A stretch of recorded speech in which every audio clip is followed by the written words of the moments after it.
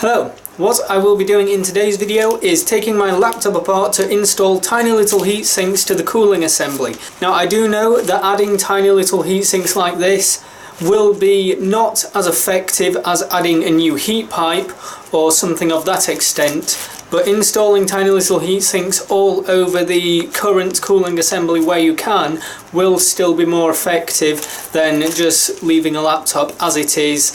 And as a result, in my case regarding my laptop, the CPU does thermal throttle when turbo boost is enabled. If I disable turbo boost, the CPU no longer throttles, but because you've disabled turbo boost, the clock speed doesn't go up as high as it did before, therefore you do lose some performance.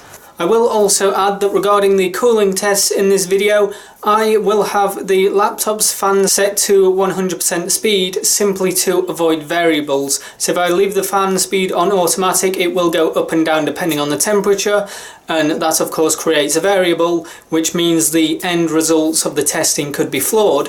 So basically, just to eliminate variables, I will do the testing with the fan speed set to 100%. The software that I will be using to apply the stressful load on the CPU is Prime 95 version 26.6 build 3, and the torture test that I shall be using, that is built in as part of Prime 95, is the in-place large FFT's benchmark, which creates the maximum heat, which is what I'm wanting to benchmark in this video. I want to see the maximum temperatures of the CPU, therefore I'm going to be using a torture test that generates the most heat from the component, which is a CPU.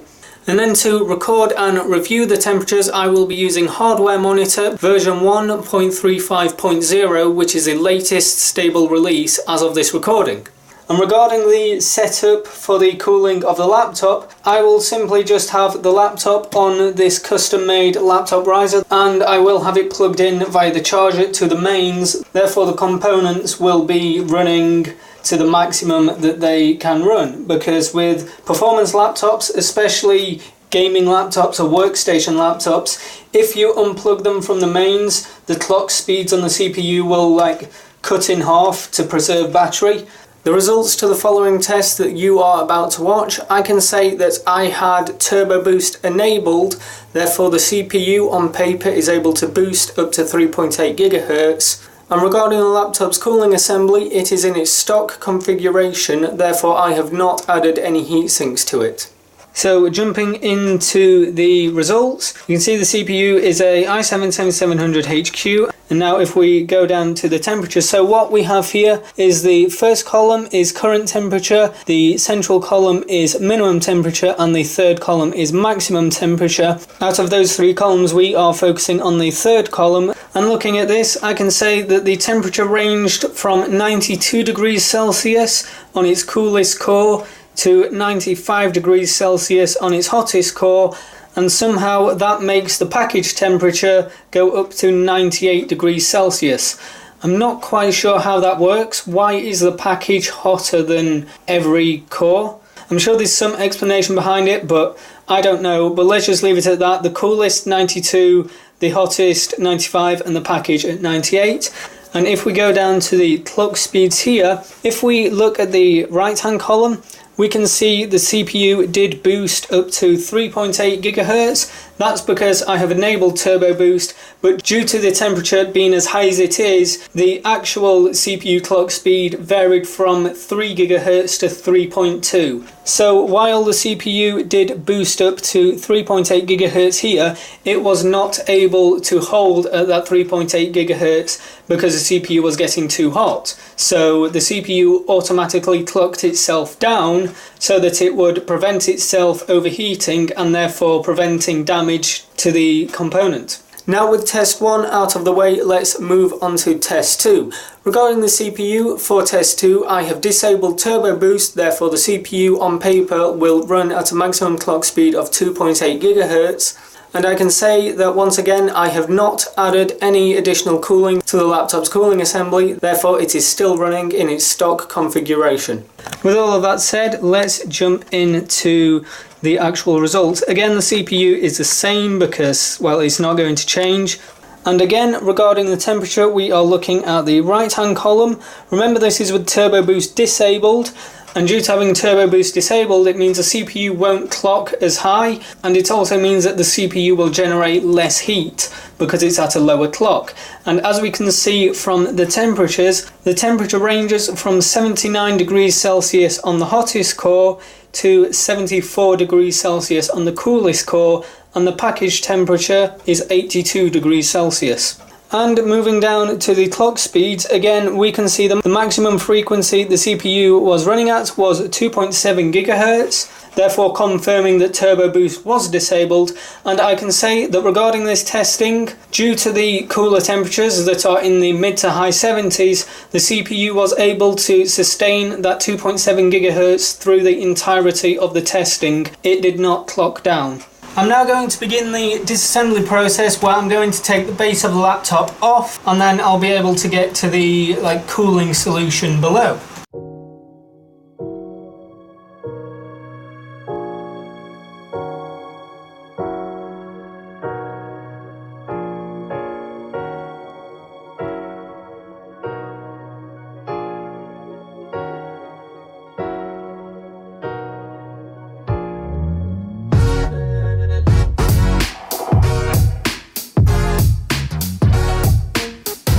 There we go, I've now got the base of the laptop off so I can access the heat pipes and little heat spreader bits. I think I might put some heat sinks on the GPU as well, even though the GPU doesn't overheat. But the plan from here is simply take these heat sinks and stick as many of them as I possibly can onto these copper bits. I might put some on the heat pipes as well, but I'm not sure. Now I do know that these components over here don't really get airflow because the air flows from the fan going out that way and that way, but it will improve the cooling. I don't know how much it will improve it by. It may only improve it by 1 degree, it may improve it by 10 degrees. I have no idea, but I've bought the heat sinks, so I may as well use them. Each heat sink came with a thermal adhesive backing already applied, so all I need to do is just peel off the backing paper and then just stick it on.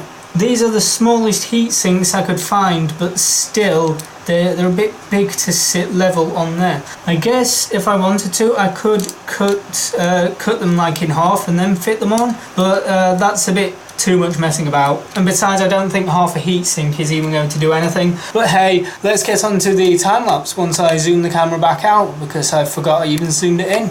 So let the time-lapse begin.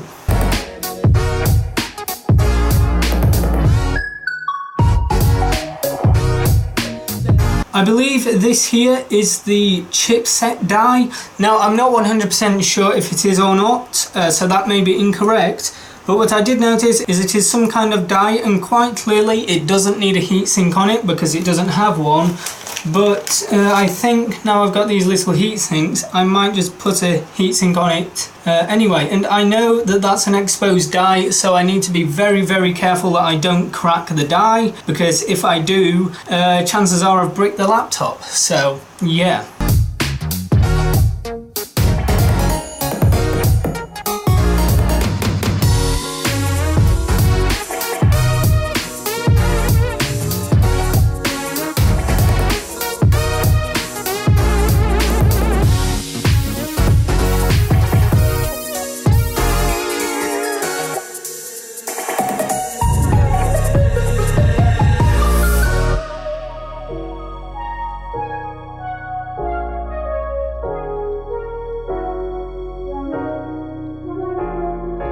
So here is my laptop after I have added the additional heat sinks. Now to be honest, regarding the amount of heat sinks I've added, I don't think there's going to be much difference in temperature, but I don't know, I haven't tested it yet.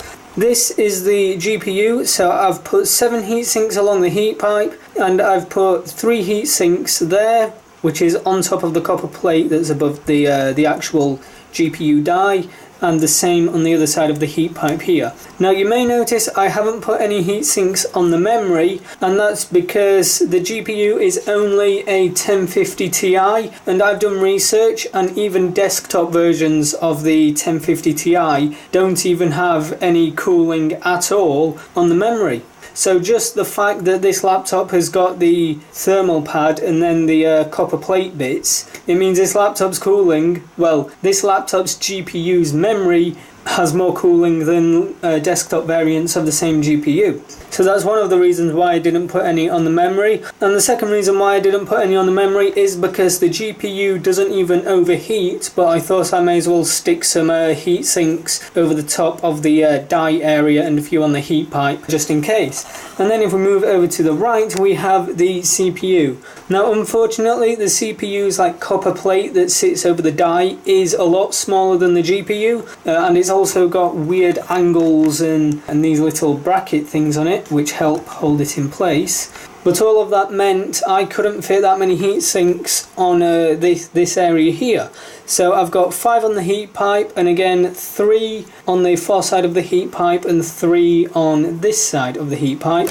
And now looking at the CPU's cooler, here you can see I have added 7 heat sinks along there. Now I am aware that like these top heat sinks and just the heat pipe here, they will not get any airflow. The fan sucks in air through here and then pushes it through underneath this casing area, which then goes through the fins of the cooler and then exhausts out of the back through that channel there.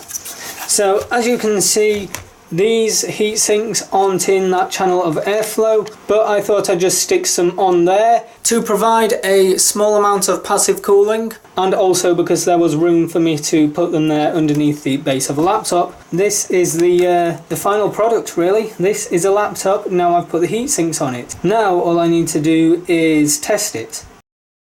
It turns out that after putting the laptop back together and doing some testing, the heat sinks that I put on top of the heat pipes were actually too tall, and the bottom of the chassis wasn't actually going on properly, and if I were to force it on, it would then bend the plastic around the heat sink, which I don't want to do because then it's likely that the bottom of the chassis will break. But because these little heat sinks have got thermal pads on them, when you peel the backing off the pad, you can't really put it back on again. So what I did was I quickly took the ones off the heat pipe. I say quickly, but I did it more delicately than quickly. But I took them off the heat pipe, and because I knew I couldn't put the backing back on them, so I just relocated those over to the memory on the GPU, even though I said I'm not going to cool it, but I didn't really see any other option because I can't really put the backing on and then expect the backing to hold up, so I just relocated them on the cooling system somewhere.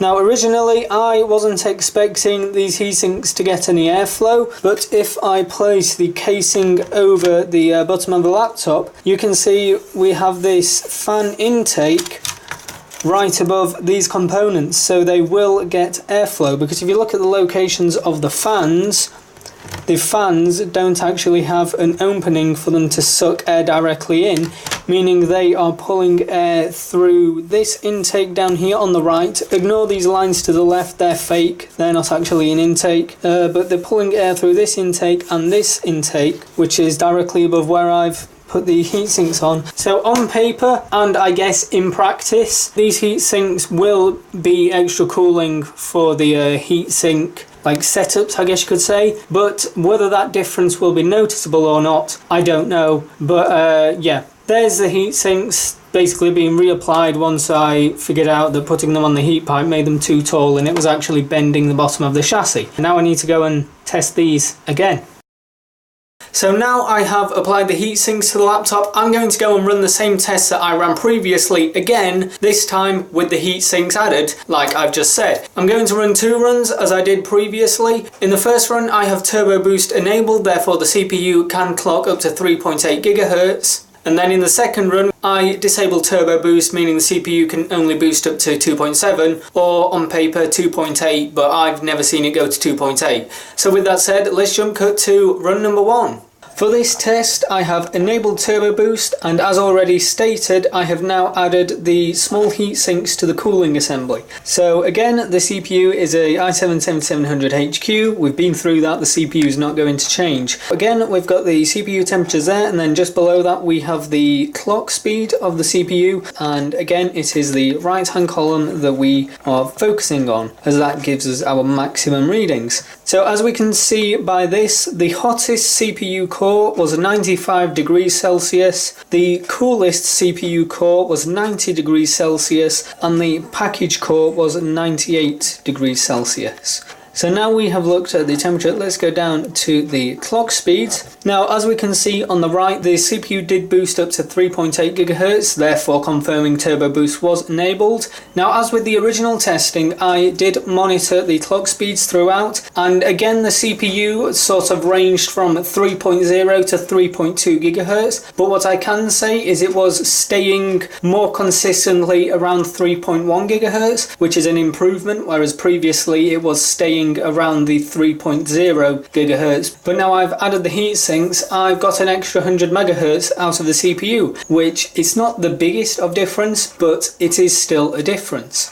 So that was it for run number 1, and I've already told you what run number 2 is, therefore I don't need to tell you what it is again, so let's just get on with running that test. Here I am with the final test results. For this test, Turbo Boost has been disabled, and I have once again added the additional heat sinks to the laptop's cooling assembly. And let's just get straight into the temperatures. So again, we are looking at the right hand column. So looking at those, I can tell you that the coolest core is 68 degrees Celsius, the hottest core is 75 degrees Celsius, and the package temperature is 78 degrees Celsius. And then moving down to the clock speeds, in fact I can get them both in one shot, but moving down to the clock speeds, you can see that the CPU only boosted up to 2.7 GHz, therefore confirming that Turbo Boost is disabled. And I can say that throughout the entirety of the testing, the laptop and the CPU was able to hold steady at that clock speed. And that concludes it for the CPU thermal testing in this video. I have run 4 runs. The first 2, so that's run 1 and run 2, were with the Turbo Boost enabled then disabled on the stock cooling configuration.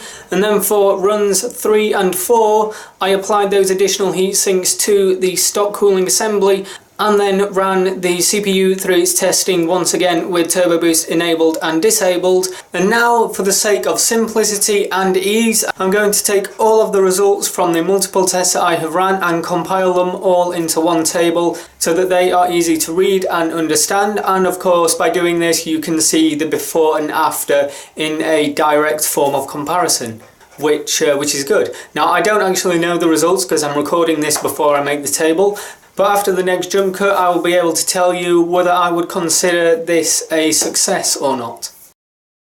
So this is a table that I've created where I've taken all of the results from the multiple sets of testing and just put them all into one table so it's easy to read and understand. I won't read out each individual bit of information, but I'll give you an overview of the table. So the orange at the very top is just the column headers, the stuff you'd normally find on a table. And then moving down to the faded yellow, those results were the results I got from the laptop using its stock configuration. And then moving down to the faded blue, those are the results that I got after adding the small heat sinks to my laptop's cooling setup. And then at the very bottom in the green, we have the change in temperature, which I will read out for you.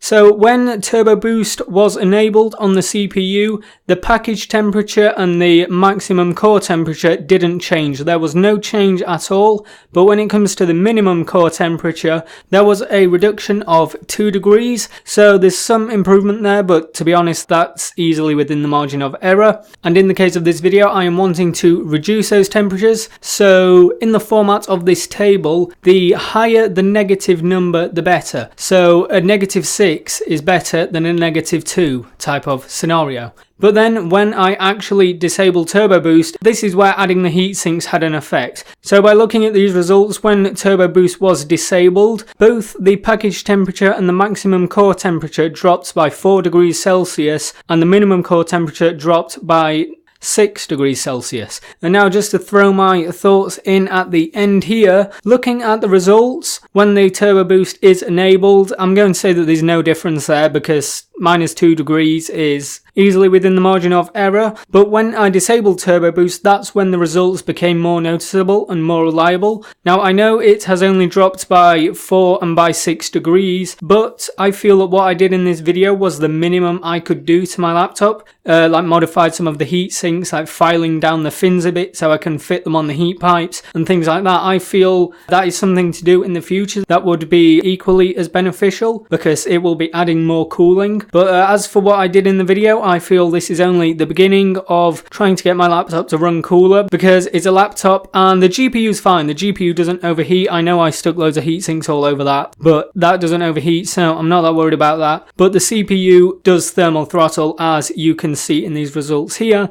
But regarding the results that I have got in this video, especially when turbo boost is disabled, I have managed to reduce the CPU temperature, so I'm going to call this video a success. Now I'm not calling it a huge success because it's only lowered the temperatures by 4 and 6 degrees, but the main aim was to reduce the temperature of any number. So in the aspect of making my laptop run cooler, it is a success. But as far as how much progression has been made, I feel there's a lot more progress to be made in the future. But like I've said, that will mean me needing to modify some of the heat sinks and stuff to make them fit on the heat pipes and around the assembly and little things like that. But that's just my opinions. So if you've got your own opinions, which you probably will do, put them down in the comment section below. So now what I'm going to do is turn the camera back on and start speaking to the camera for the outro of this video. That has been it for today's video, so if you have enjoyed this video, give it a like. If you haven't, then give it a dislike. Also consider subscribing to see future videos of mine, which may be on technology or whatever else I bring to the channel. And also if you've got any comments regarding today's video, then post them in the comment section down below. But that is it for this video, so thank you for watching. And